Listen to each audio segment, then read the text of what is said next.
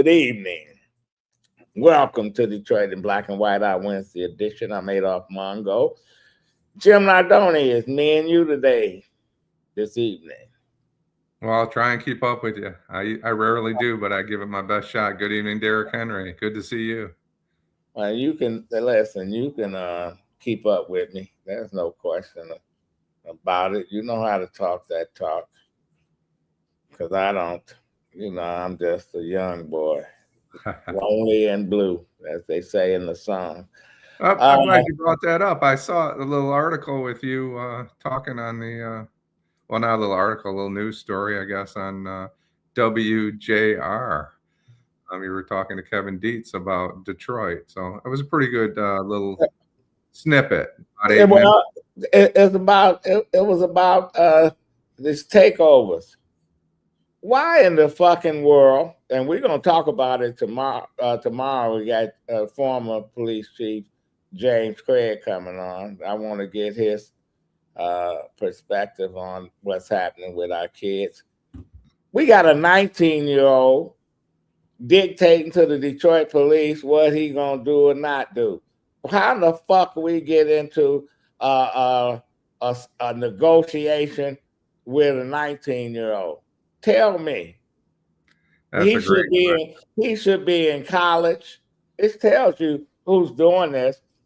We got a 19-year-old leading a band of 14 and 15 years old, because the average 18 and 19, they're either working or they're in college somewhere, or they out on a date on a Saturday, whatever. They not running around like a wild bunch.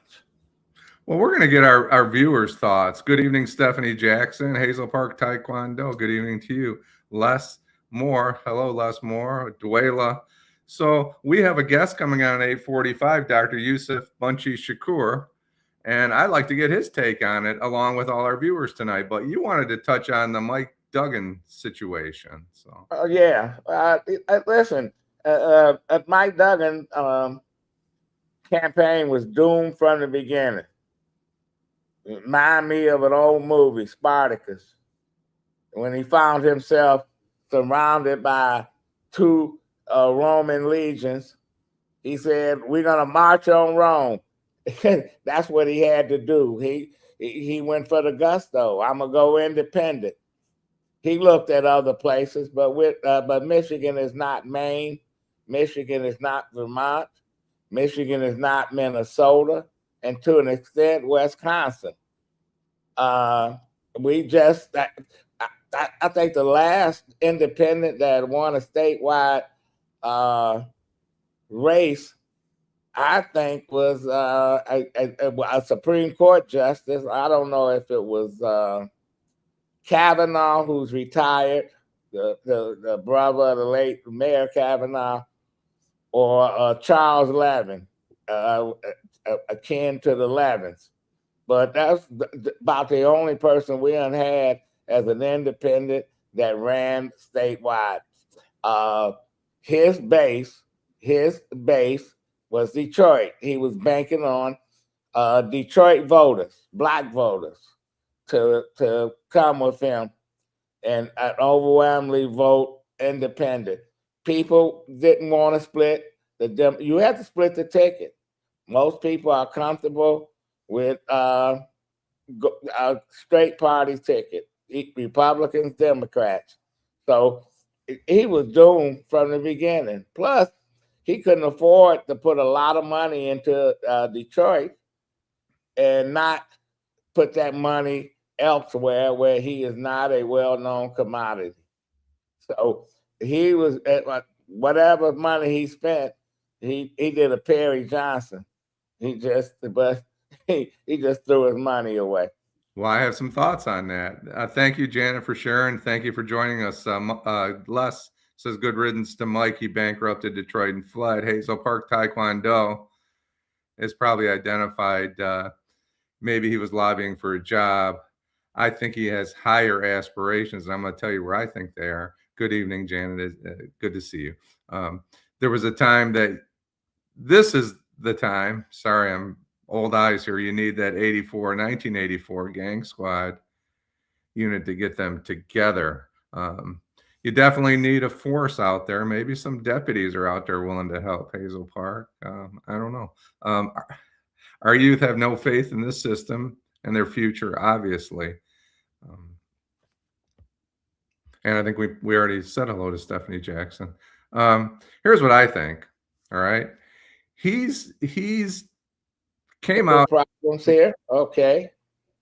You blacked out for a minute, Jim. Oh, yeah, I was having a little trouble signing on today. It's that good old Xfinity. But here's what I think. I think his position, and he's talked about it in his press conferences, he thinks the Democrats are going to roll. And I think that he's looking long term. I really believe this, that a Michigan Democrat has a good opportunity to be the next president of the United States. And he's looking big picture. And I think he wants to go to Washington. I think he's looking for what Michigan Democrat? The current governor, I think, has a inside track to be. If you look at all the candidates from the Democratic Party, hello, G Money, they need a moderate. They need a Joe Biden 2.0 to win the election. It's not going to be California. It's not going to be Illinois. It's not going to be a Gavin Newsom or JB or even Andy Beshear. Well, it might be the guy from Pennsylvania, Josh Shapiro. I don't know if he's. I well, think he's. Go ahead. I think it's time for a woman, and I think hello, Jill Sheridan. I think she's got a clean path to the White House, and I think people think they can think I'm crazy all they want, but she's got a reputation of working with business, right? She's a man. You mean I might have the next president of the United States dogging me out? I think so. I dogged her out. That as governor, she's not very loyal. She's smart.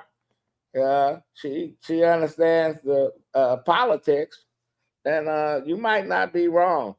She's hiding in the background. I thought Harris, when she picked her vice president, she should have picked somebody like Roy Cooper out of North Carolina, or Shapiro, or the governor of Kentucky. She didn't. She picked the little milquetoast guy out of Minnesota. He brought nothing to the table. And Duggan, I just thought he was doomed. People might say, when he announced that he was running, oh man, he's gonna have a coalition of everybody, Republicans, Libertarians, you name it, he has them. Now, the only person I ever seen brought all these groups together was Jeffrey Feiger in 1998 in the primary, where he beat the favorite Democrat nominees, Larry Owens. Remember Larry Owens? I do. Yeah, he killed Larry Owens. But when it came to the general, these people went home, or stayed home. The UAW wouldn't give him any money because he had attacked them. He had attacked everybody. And, so he was left on an island by himself. He was like Long John Silver. They threw him off the boat. So anyway, Eric Brown says the current governor of Michigan. I didn't say she was going to be the next president of the country, Eric. I didn't say that I was supportive of her bid for the presidency. My only point is who's out there. Yeah, she's running. There's no question that she's going to run. When she get elected, if the Republicans keep going the way they going, I think whoever the Democrats put up and they run it right, they'll win. Now, if Trump insisting on trying to pay off his cronies and stuff, and he got Republicans turning on him, he was gloating that he got a couple people out. They lost because he endorsed somebody else. but they can still wreak havoc on him for 6, 7 months to somebody new take their place. So he really didn't win anything, and he just been digging a hole deeper and deeper. I don't feel sorry for Duggan. Duggan got it made. The rumor now is that he's trying to win the position of be the permanent president of the United States of Michigan, and he's not qualified to be in higher ed. He got a law degree. He never practiced law. He never been in the classroom. What is he gonna do? Go to Michigan, and only thing he knows how to do is lay people off and give contracts to his cronies. And he's gonna bring that little group of people that he took from the county. They went with him to the prosecutor's office. They went with him to the DMC. They went with him to right there to the 11th floor in Detroit. And now they wanted to go to Lansing. I call them locusts. What locusts do to crops? They eat them up. He ate many crops up. Unfortunately, he can't get to Lansing. But Ann Arbor, that'd be a big prize if he could snatch that seat. To me, that's bigger than being the governor. He has a plan. Let's just say he has a plan. Janet overall says, thank you, Mr. Mongo. Eric says that the sudden, abrupt departure, it's awful early in the game, Eric. I agree with you. Something's fishy. I think he has a plan. Miss Suzuki says, with everything being built under that ballroom, next president, I think Miss Suzuki is thinking that maybe the current president plans on being the president for a while. We don't know. Miss Sheila says, I know you're right, Eric.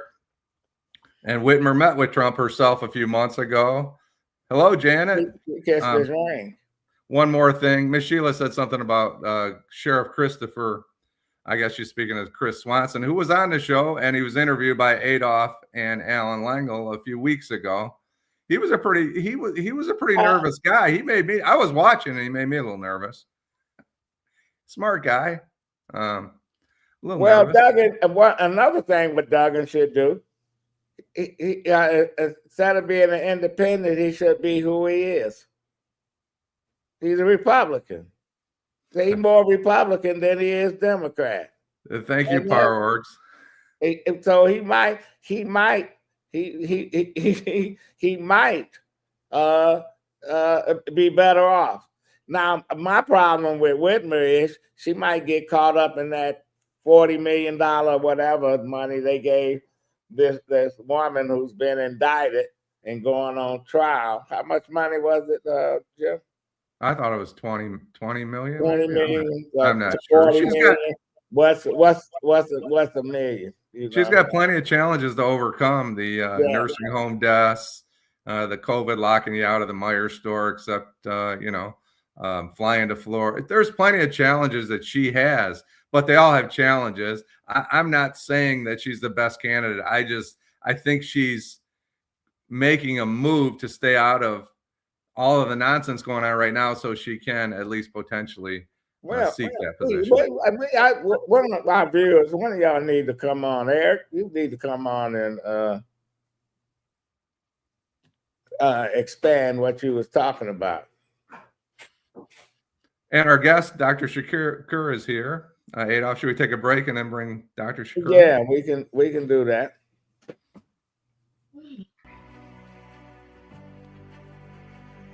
Hi, I'm Eric Sabri, your Wayne County Treasurer. Are you living in the home of a deceased family member and you're facing property tax foreclosure, or maybe you know someone who's in the same situation? The probate process may be helpful to you. If you file a probate petition and notify our office, the foreclosure proceedings will be halted during the probate process. We have several nonprofit partners who have free attorneys who can assist you.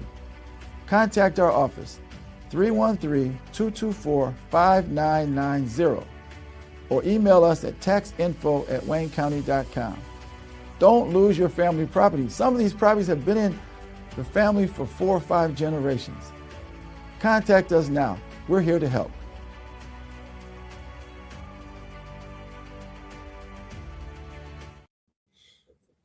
Well, we're back, and we got our guest, Dr. Yusef Bunchy Shakur. How you doing? I'm good, man. How about you, good brothers? Well, we doing all right. Before we start talking about what you got planned for Detroit, Jim, you the one posed that question. Go ahead. Which question? About the young folks. Oh, well, I was interested to get Dr. Shakur's position on what's going on in Detroit with the young kids, the shooting, the 14-year-old that was shot by the 16-year-old. We had Dr. Cornell West on the show a year and a half ago, maybe, and he talked about self-hatred, and that always stuck with me. And I kind of like your thoughts on not just this particular incident, but why aren't we giving the resources that these young people need, not just in Detroit, all across this country, so that they can make a good life for themselves. And you're doing that, and we appreciate that. But I just want your thoughts on what we can do in the here and now. That's a great question. I think Dr. Cornell West alluding to the impact of self-hatred. And self-hatred is also fed by what many of us call anti-Blackness.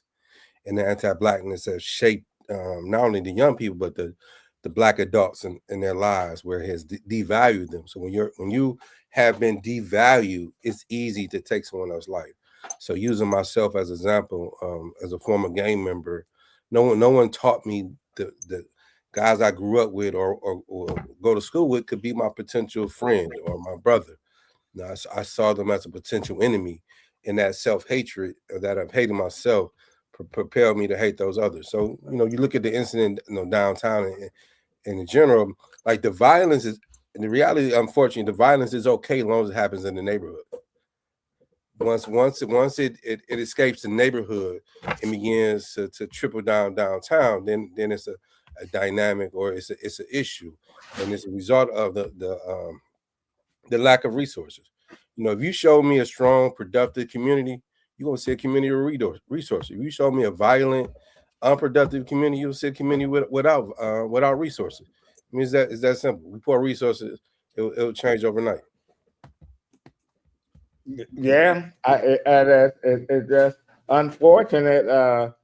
Like I told somebody, a lot of these kids, General Motors moved downtown into the Rent Center. First thing they did was close the movie theaters. How did a city as big as Detroit don't have a movie theater? They don't have not one somewhere. They at one time they had skating downtown. They had in Campus Marsh, they had some basketball courts and stuff, and kids never had a problem. Mm-hmm. Now they don't have any of that, and they come downtown. There's nothing for them to do but run around and run across the street. Taunt each other. That and play tag with the police, because police come at them, they run. How do you deal with it? But do you negotiate with a 19-year-old like he control an army, and he's telling the city, well, I can post this when I want to. You can't stop me. Dr. Shakur, before you start, can I interrupt you just for a second? I hate to do this, but I want to give you the proper introduction. We weren't able to do that. We introduced you, but we didn't say that you're the co-executive director of Michigan Roundtable for Just Communities. You also are the author of Window to My Soul. You wrote a book at 19 years old. You were in prison for a crime you didn't commit. And then you had a relationship with your dad. Can you tell us about how? I mean, I want people to understand where you started and where you are now. And I think it's a fascinating story. University of Michigan Dearborn, where you're a graduate, where you completed your bachelor's and your master's degree, and you have a PhD from Union Institute. Is that right? Yes. In public policy.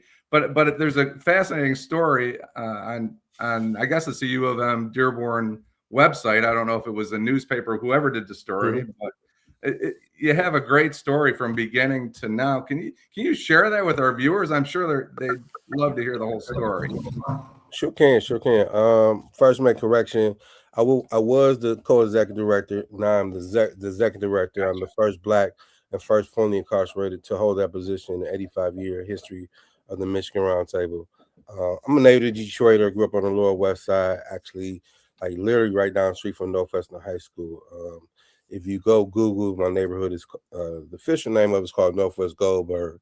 As a child growing up, we had never heard that name. Northwest or Northwestern Goldberg, right? Northwestern. It depends on who you talk to. For me, growing up, we called it Zone 8 after the zip code.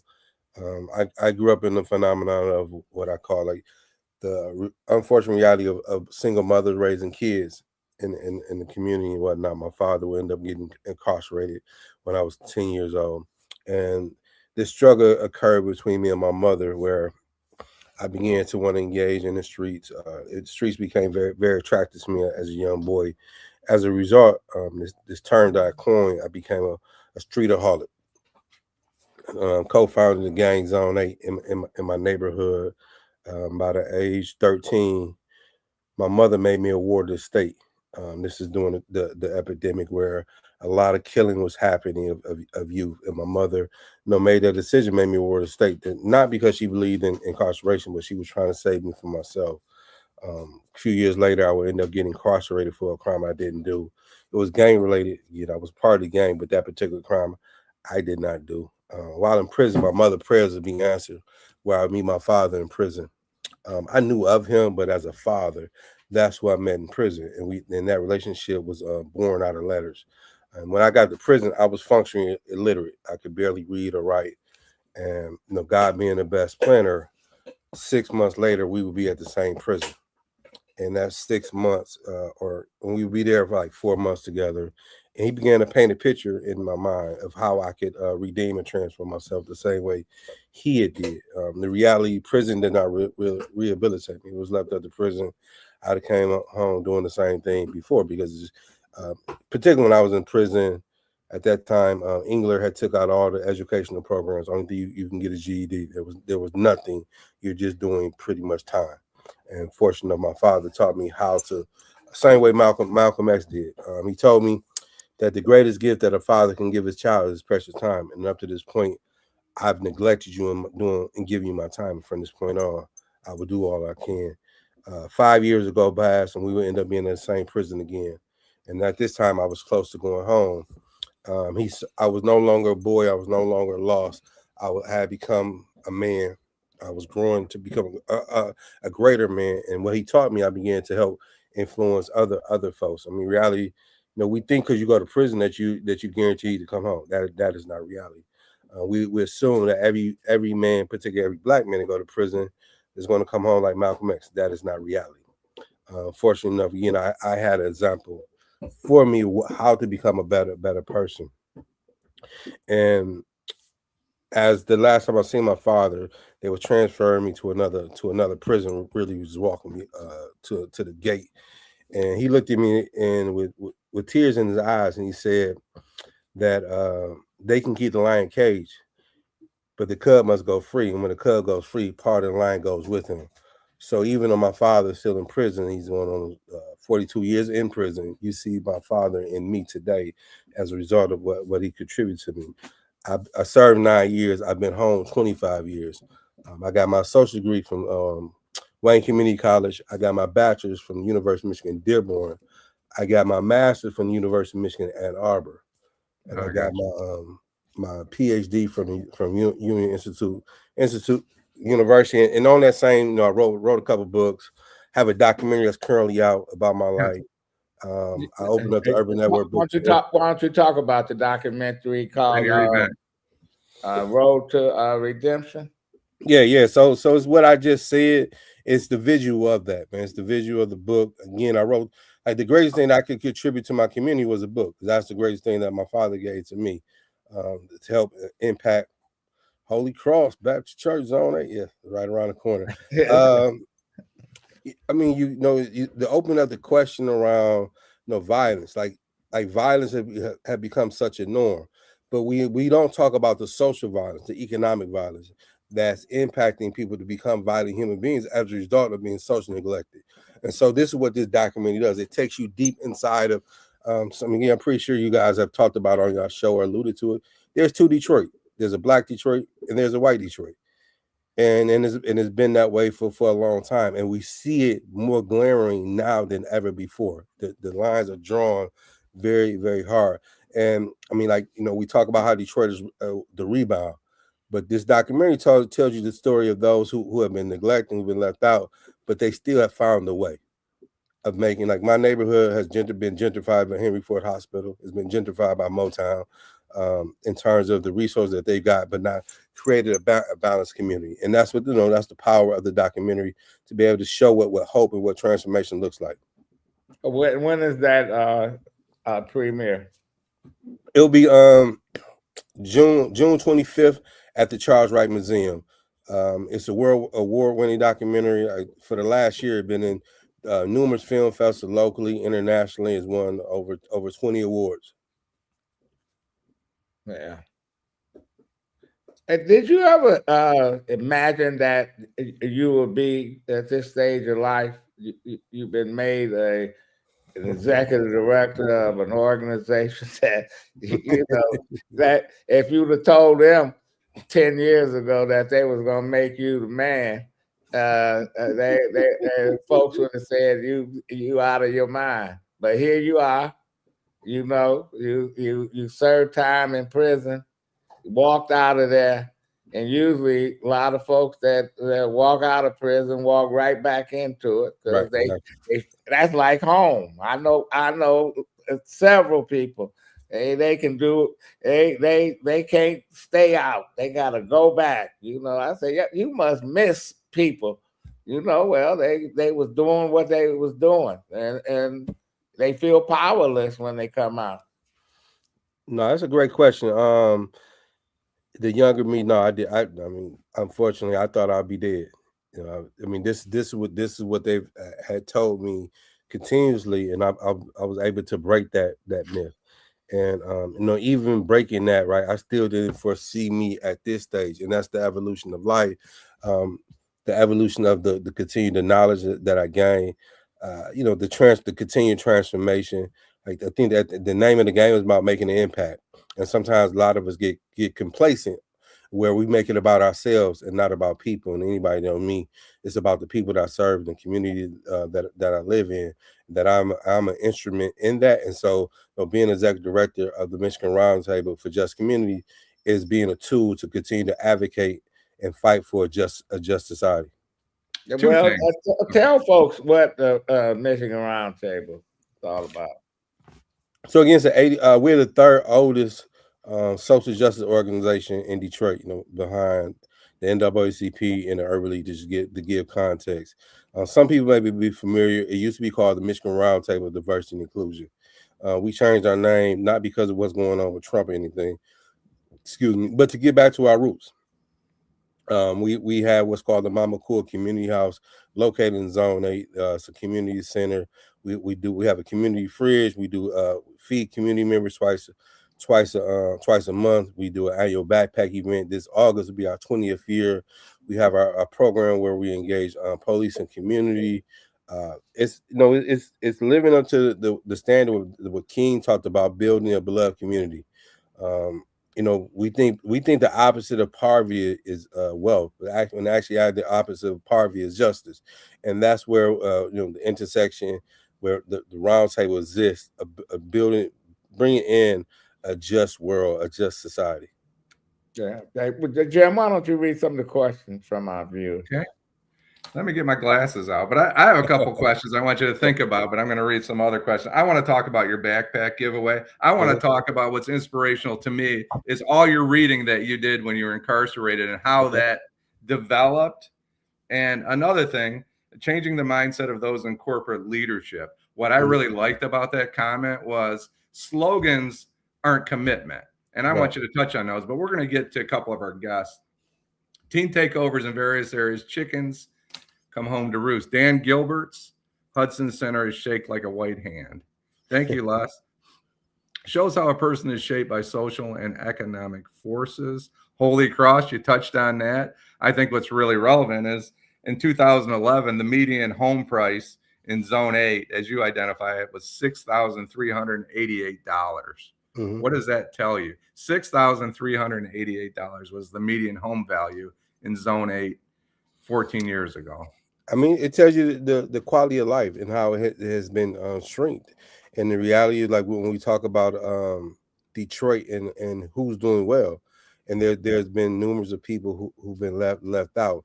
And again, and this is where a Michigan Roundtable and numerous other organizations are standing at the margin. Like we like democracy should not start with those who have the most. Democracy should start addressing those who have the least. And going back to the question around violence, like we have violence in this country because it's a violent country.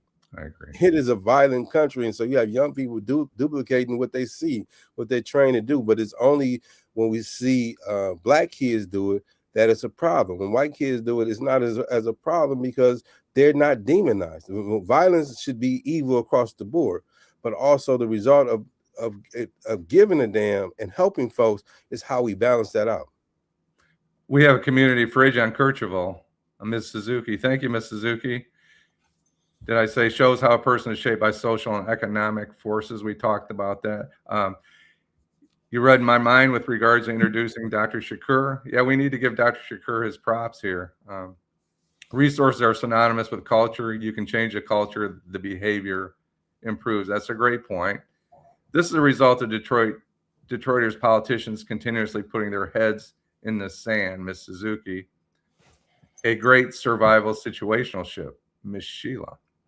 Dr. Yusef, I agree. Major and urban areas have been denied access to proper resources. It's purely by design. Do we even talk about it when nothing is going to be done about it? It's by design. Thank you, G Money. Some of the young people are the great-grandchildren of Zone 8, Mac and Bewick, Red Zone residents. The doctor said what he said, and the truth that can't be negotiated. The 2024 autopsy of the Democratic Party campaign shows that Dems remain on chaos. It also validates that they continue to take the black vote for granted. Bel Air Theater is in Detroit. Les, thanks, Les. Well, how many people can go? I know where Bel Air Theater at. How many kids can access to it if they come down? You should have a theater downtown. You should have stuff that young folks can do. Well, I'll up you one. I mean, not only did we have it in the Renaissance, we had the Atom theaters downtown. Yes, and they all closed them all. Yes. You know, and you got clubs where you can't get in a club under 21. You know, something got to happen, and then we declare war on these black kids. Yeah, they come down and now everybody's so how can we stop them from coming down? I told somebody when I was in high school when Northland Mall was an outdoor mall. One summer, white kids every weekend they wreak havoc, running around, going through stores. They was doing the takeover back then. But you know what? And they didn't panic. Authorities didn't panic. You know, they got it under control. But that, you know, kids will be kids. That's the attitude. But this attitude here is they're a threat to our way of life because they came downtown. And you want to address that? I mean, yeah, that's a form of anti-blackness. You know, you see. Whether it's the reality, the perceived reality, downtown is white. You know, I mean, some joke called it Gilbertown, right? And the takeovers, whether you agree or disagree, is an outcry. It's an outburst, to your point, of the lack of opportunity to do something. I mean, not only did you have Adams downtown, you had the Mercury that was on the west side, you had Northwest Theater on the west side. I mean, you had numerous things throughout, but all those things. Riviera on Grand River. Yeah. The Beverly on Grand River, I know all them because we caught the buses and went to those places. I mean, so I mean, I hope folks can listen to what's being said.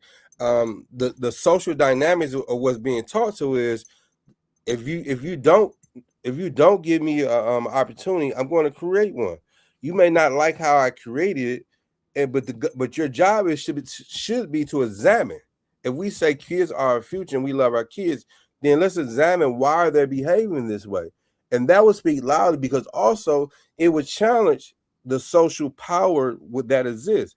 But nobody wants to talk about those things, and because it's much deeper than I mean, you guys know what it is. But because it's an eyesore, we want to blame the kids, but not the social reality.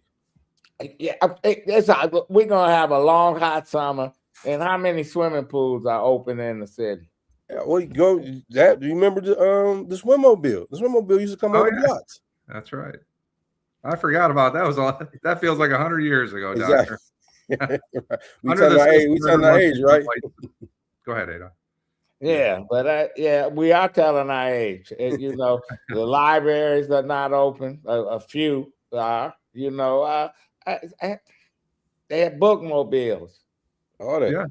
Yeah. So no, kids don't have anything, and I don't know how city leadership can say, "Oh, we're gonna do something." Do what? They say midnight basketball. Most of these kids need to be at home at midnight. Eric Brown, one of our colleagues, is joining us. Eric, why don't you go ahead and take the floor? Hey, how you doing, Dr. Shakur? Much respect to you. What's going on, good brother? You know, we've met on numerous occasions, been over to the house and helped put lunches together to pass out to the community. So you're doing a great job, and congratulations on your role as the executive director of the Roundtable. Thank you. I appreciate you, my brother. You got a question, Eric? Yeah, you know, you were talking about the situation and the teen takeover. I mean, it's happening all over the country. And, you know, I did my show this past Monday talking specifically about it. And I think me and Adolph are on the same page, and as well as Jim. I think that the leadership in Detroit gave control to the youngsters when they met with them.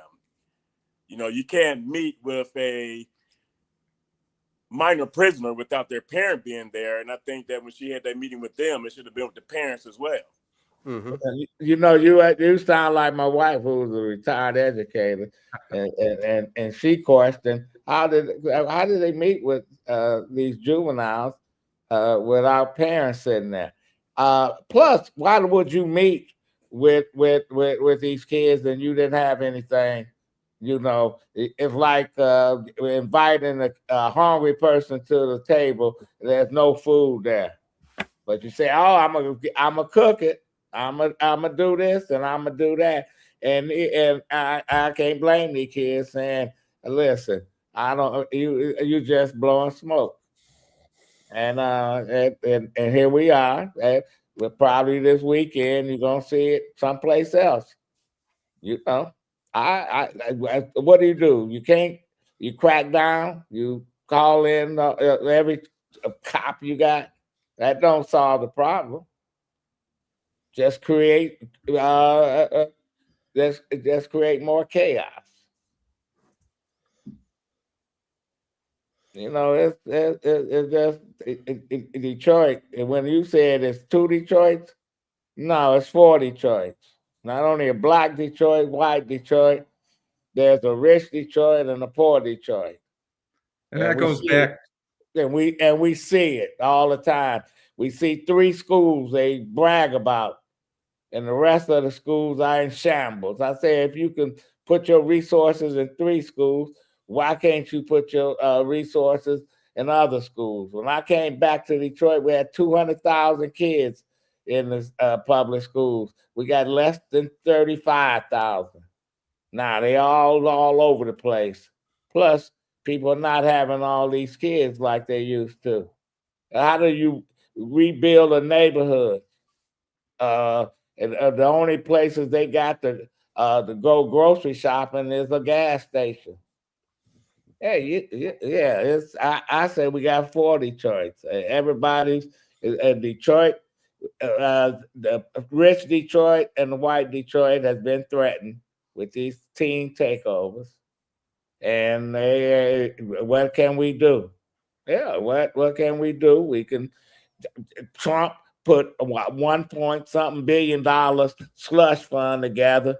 That money could go into some of our cities and stuff. Instead, it's going to his flunkies, and he probably applied for some of that too. So, well, I think that Dr. Shakur, arrest the money oligarchs.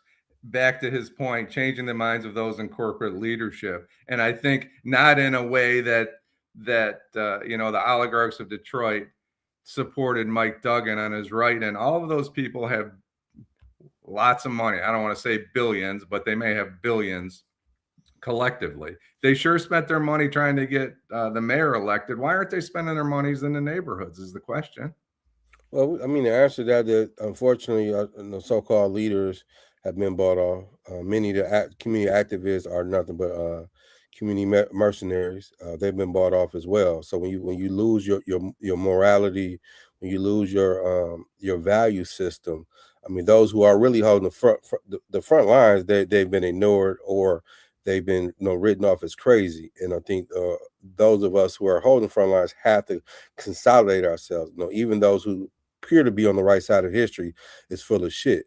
When you get down to the get down, and I think this is an opportunity to a rebirth of a movement starting from the grassroots. I know, I mean, the reality is too many of us, I mean, I work for a nonprofit. I'm executive director of a nonprofit, but that's not going to solve our issues in the grand scheme of things. We need to get back to the basics of grassroots. And once we relaunch a grassroots movement with grandmas and granddaddies and the parents and the kids at the forefront with the right mentality, we'll get the change. The change that we've seen in the society has always came from that type of cloth.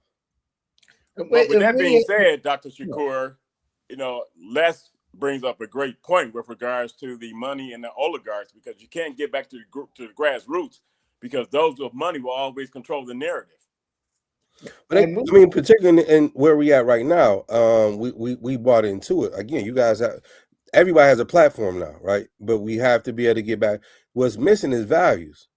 Everybody running their mouth, but nobody has the values to govern how we want to run our mouths. Like, if we're all talking and we're all chasing the limelight, we're going this. It's more chaos on top of chaos, and because the people are being dependent on individuals who are not qualified. We have to get back to creating a system where we're producing the right type of leadership, and we're not dependent on them, because ultimately the people is the leadership. We have to cultivate that with the people, and we get behind the people. Well, one of my old friends who no longer is with us, Brenda Hill, said most of these people are radio revolutionaries. They talk big time on the radio, but they're not out in the streets trying to make change. And we done had organizations in Detroit for over 100 years or so. The Urban League, the NAACP, New Detroit. Then New Detroit. when there were, I'm still trying to figure out where at one time the Urban League was a powerful organization that dealt with the housing discrimination. The NAACP, they helped break down barriers of racism and stuff that was in the city. But it doesn't seem that these organizations, they there, but what do they do? But you have a bigger problem now, Adolph, Dr. Shakur and Jim, because you have all these keyboard warriors. They hide behind screen names, talk a lot of junk, but then they are not in the community to change the community. Right, but I think it's both. It's a both end, and I think again, for me, flipping it back, like, so, the premiere is June 25th. The documentary it talks about those type of things, and then on June 26th, we're doing a free event for people in the community, right? And this is the duality of this struggle. Like, duality again, where I'm tasked with running the organization, I'm tasked with fundraising for an organization, but also I'm tasked with being my authentic self. I'm tasked with serving people. So again, if I have an event that's just for, as Adolph said, for the rich, but I'm not doing nothing for the poor, that's a contradiction. Right. And we all live with contradiction, but the challenge is, are you willing to confront your contradiction? Are you willing to face that, to resolve that for the people that you're trying to serve? Because ultimately, the people I'm trying to serve is the ones I want on the 26th. The people I'm just trying to shake hands with, the ones I want on the 25th. What is this documentary? What it costs? Is it free? So again, on the 25th, that's a premiere. That's a paid event, and then on June 26th, that's a free event for community members. Particularly, we want mothers who's raising sons. We want fathers. We want community. All folks that need to be there, who's trying to get activated. The kids that's troubled. We consider violent, the opportunity to have a dialogue afterwards, to create a plan of action to address some of the things, not only just recently, but just in general. Yeah, you got to come back, Dr. Shakur. I'd love to come back, man. Before he goes, a couple of our comments, Adolph, can we? Yeah, go ahead, Jim. Hazel Park Taekwondo, true keyboard warriors. Just kidding. Donuts and coffee. Thank you for joining us. Thanks for being a part of the show. I was expecting footage of Detroit in black and white, not some old heads. He must be talking about you and me, Adolph. So. Well, I'm old head. I don't have a problem. The bottom line is the oppressed have no military. People who don't have money always hating on us that do, to brag. Nobody's hating, I think, to brag. I get your point. I think we're looking for solutions, and maybe Dr. Shakur can hit on this for just a second. I've always argued that it's a public-private partnership that can solve the problems of the big cities. It's not one or the other; it's both. I agree with that. I think what's missing there's an unedge. Like, our current, what some people say leadership or misleadership is leaning more towards the wealthy.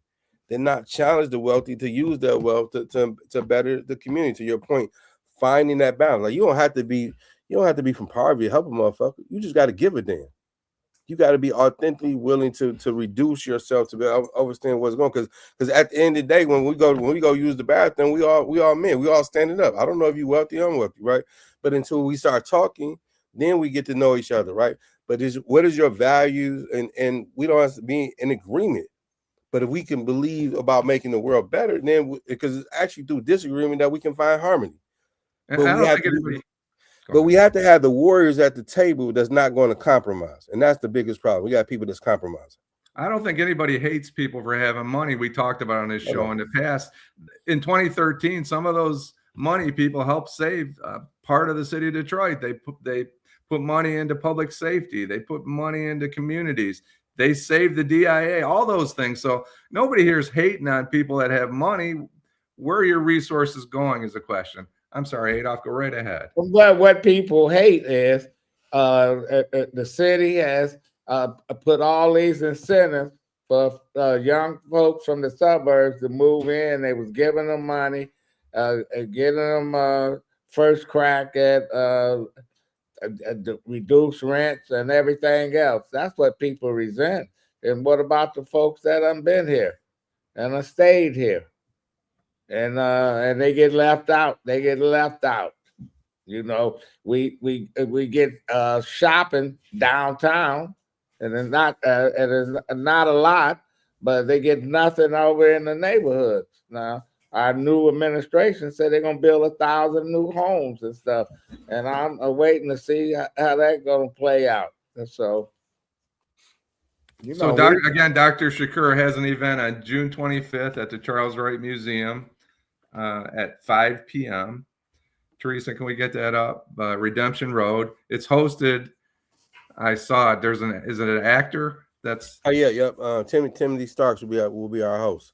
Timothy Starks will be the host. Mm-hmm. And Dr. Shakur is the executive director, my earlier mistake, of the Michigan Roundtable for Just Communities. And he has a fascinating story, and we hope to have him back in short order. Yeah, I'd love to come back on, man. I would. It's an honor to be with you, well, after you play and etc., we can come back and talk about it. Yeah, it'll be my honor and pleasure, man. Thank you guys for having me on. Thank you. The school district need somebody like you to advise them, because they don't have it over there. And if you need inspiration, check out Dr. Shakur's story. And That there's can no inspire question. anybody. A Thank great you. story. A great story. I appreciate it. Anybody want to learn more, they can go to MRJC.org to learn more about what you can get tickets and just about me and the organization in general. I appreciate you, brothers. We'll get that on our website. All right, guys. Thank you. Peace. That can be a movie. I agree. Yeah, that's a guy that never quit getting better and better, and this is what we see. And that his life can be a movie. And I'm not sure if either one of you have met him personally or in live in person, but he has a heck of a story, and to hear him tell it face to face is just amazing. Yeah, it is. Miss Sheila, how you doing? I'm making an effort. Gentlemen, I want to thank you for having Dr. Shakur on your show. That was a wonderful presentation that he gave, and I definitely will be at the premiere. But I want to share something with you guys about the fact that the mayor did meet with some youth, and I think those are more the children that wanted solutions so they can be teenagers, because nowadays kids can't even be teenagers, take their girlfriend to the park and relax without being bullied and all that kind of stuff. I think they want to be safe. And the ones that she met with is the ones that wanted to be safe. Now, that's just my eyes looking at those. Those kids wanted solutions. Now, the ones that caused that chaos, I bet you they wouldn't meeting with the mayor, if that makes sense to you. Oh, it makes sense. And the city don't have solutions. Like I said, you invite a hungry person to the dinner table, and you got no food to serve them. Only that we gonna cook it. And you give them false hopes. Yeah, right. You know I got it doesn't work that way. So. I got you. But my thing, let's just try to do whatever we can as individuals to help our city, whatever it takes. And the ones that the shareholders like us that's here, we still trying to fight through it and help them out, if that makes sense. That makes sense. And my only pushback, Sheila, though, you say that those that met with her initially, my only pushback on that is that if, the stuff is all over social media.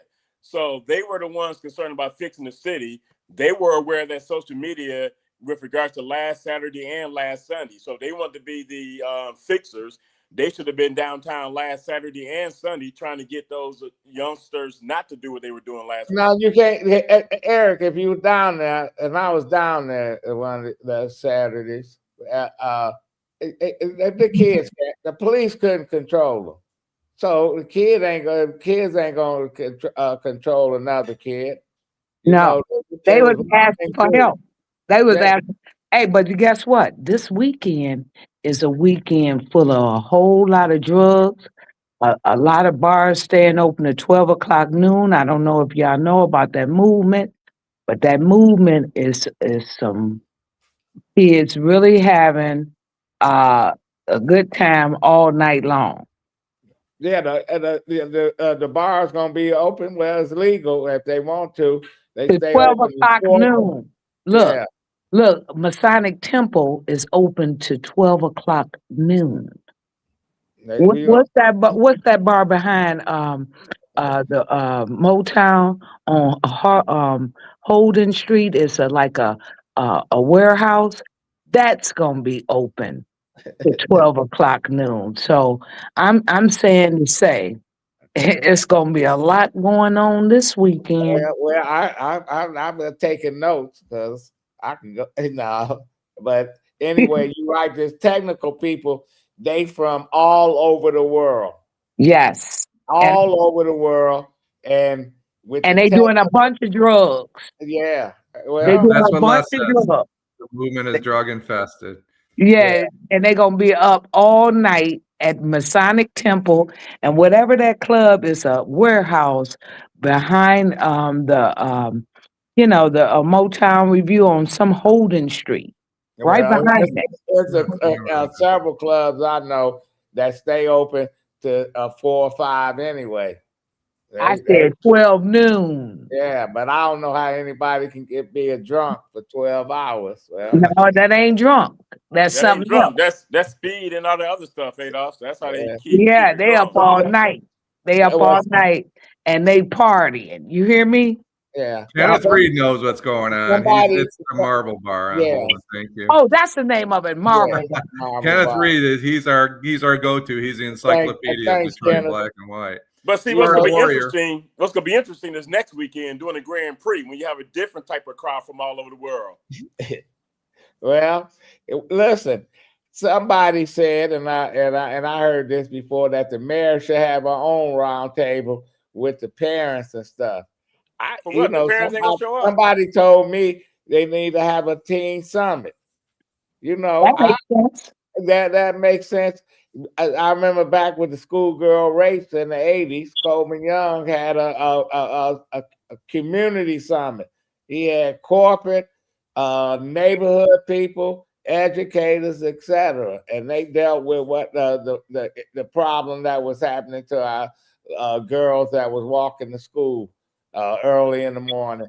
So they got to do something, and it's not promising, making promises. It's about having solutions to what we're gonna have downtown for these kids, or in the neighborhoods. Don't have to be downtown. It got to be more than a basketball court. You know, we gave $40 million to the Pistons to build a training facility. The owner gave us a basketball court in Rules Park. That's been our problem. I want to ask you a question. Spartan Warrior brings up a good point. He said, remember Kwame's hip hop summit, who benefited from that? And it's no different than the NAACP when they buried the N-word. And then a week later, the mayor who was at the burying of the N-word was using the N-word. Where he dug it up. So, you know. Yeah. And Spartan Warrior thought Kwame Summit was cool. Thank you, Spartan Warrior, for being a part of the show tonight. What can the kids afford downtown? Spartan Warrior again. Stephanie Jackson, God bless all. Thank you for that uplifting, upbeat comment there, Stephanie. We appreciate you. Les talks about there was a hit there was a month or 2 month old baby in a car, and a man and woman were killed. I believe that was on the east side. Yeah, on McKinney Street over on the east side this past Thursday.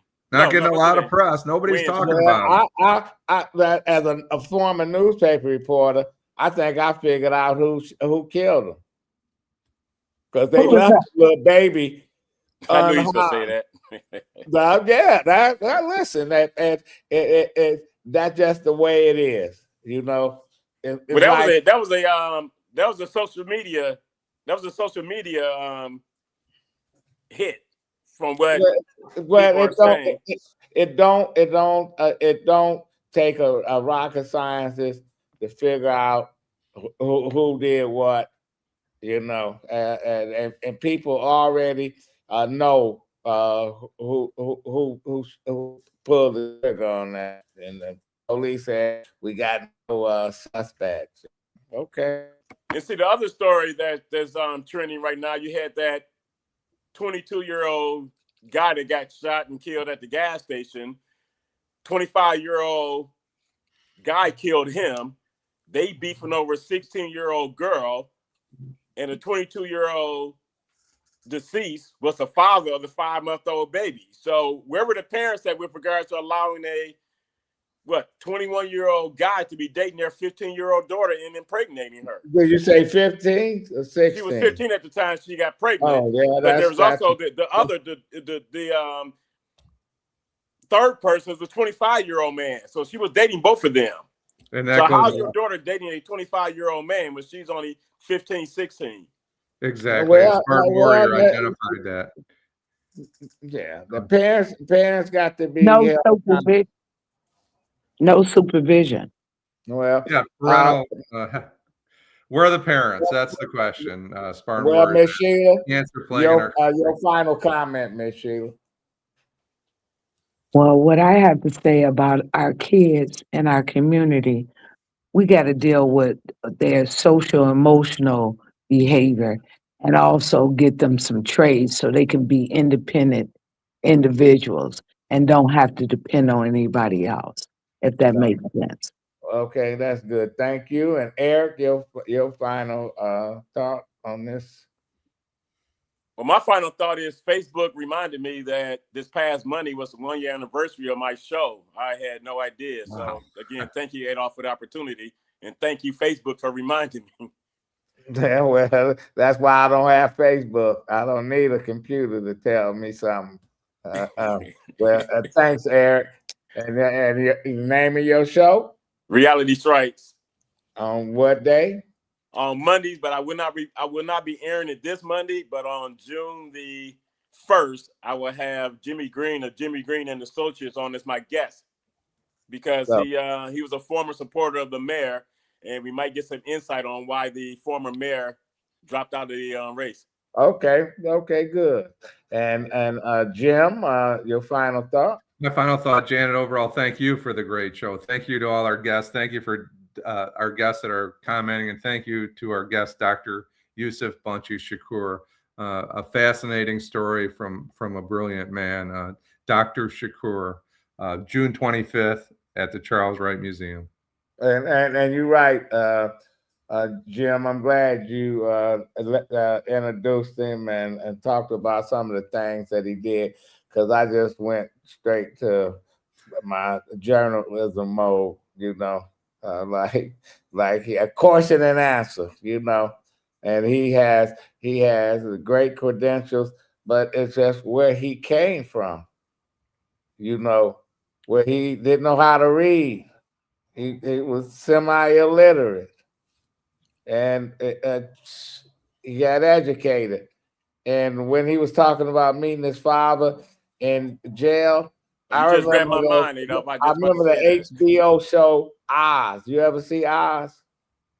I never did. Yeah, you not seen Oz? Yeah. Oh, that's the classic, Jim. No, it's a classic, a prison show where the grandson met the father and the grandfather in prison. Yeah. As like, man, I said that is true, So yes, and he had a father who unfortunately was incarcerated too, but had a father that became a father there, and gave him whatever he gave him. It's magic, because when he left out of there, he got it together. Yes, he did. So yes, he has a fascinating story. We need to get him back on. I want to thank everybody that participated in the show, and and I'm not anti-young people. I'm just that, I don't think we need to be negotiating with kids, but what we need to be doing is have solutions to what they lack here in the city. It's like your own kid. You feed them, you clothe them, you educate them. Plus, you make sure they enjoy life too. So that's what we got to do to our kids in Detroit. You educate them. You make sure that their quality of life is just like everybody other kids out in other places, and we don't have that, and they letting us know, we can screw things up if you don't get your act together. We'll be back here tomorrow. We're gonna have Chief James Craig, former Chief James Craig, talking about that, because he told me if he was a police chief, that he would do some stuff differently. Yeah, we'll see. See you tomorrow.